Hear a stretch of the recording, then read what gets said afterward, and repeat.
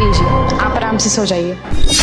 सनाया, क्या है सब और कौन सो रहा है मेरे घर में?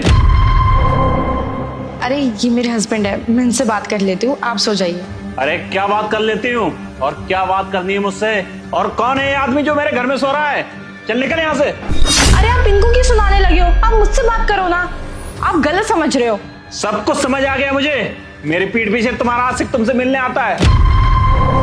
अरे बस करो यार, जो मुंह में आए बोले जा रहे हो। आपने बात समझने की कोशिश की? जानने को रह क्या गया? अब सब कुछ मैंने अपनी आंखों से देखा है और अब तुम मुझे झूठा बना रही हो। जब आपको कुछ पता नहीं है ना, तो आप चुपचाप से खड़े रहो।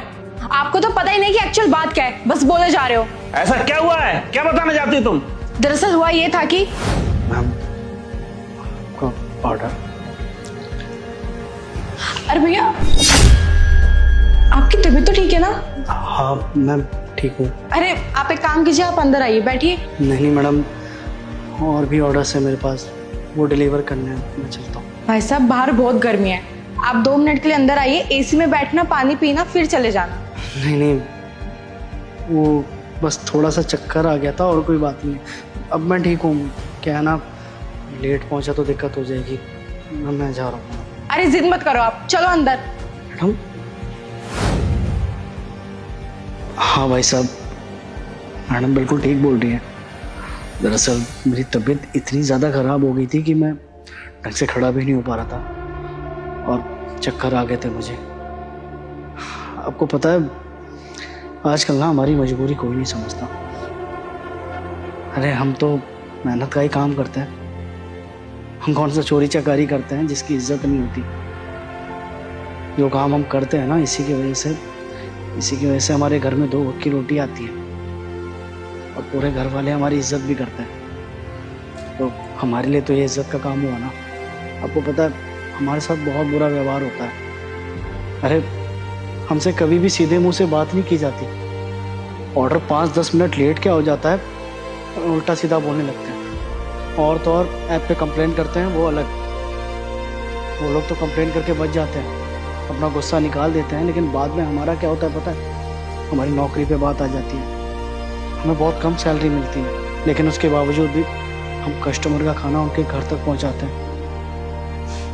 पता है, इतनी ज़्यादा गर्मी हो रही है आजकल, बाहर निकलने में हालत ख़राब हो जाती है सबकी। लेकिन किसी के गेट पे 5 मिनट लेट क्या पहुंच जाओ, पानी पूछना तो दूर, गाली अलग से बकते हैं। साहब, सच में आजकल की दुनिया ना बहुत ख़राब हो चुकी है। किसी को किसी से मतलब नहीं है। लेकिन ये मैडम ने मेरा दर्द समझा, मुझे बीमार देख के अपने घर में बुलाया और मुझे यहाँ पे बैठा के एसी चला दिया ताकि मेरी तबीयत थोड़ी ठीक लगे। मैं मानता हूँ कि घर के मर्द के गैर मौजूदगी में मुझे अंदर नहीं आना चाहिए था, ये गलती है मेरी। लेकिन मेरे मन में कुछ भी ऐसा वैसा नहीं था। जिस तरह एक बहन अपने भाई की सेवा करती है ना, उसी तरीके से मैडम ने मुझे समझा और मेरी सेवा की। सच में बहुत अच्छी है मैडम।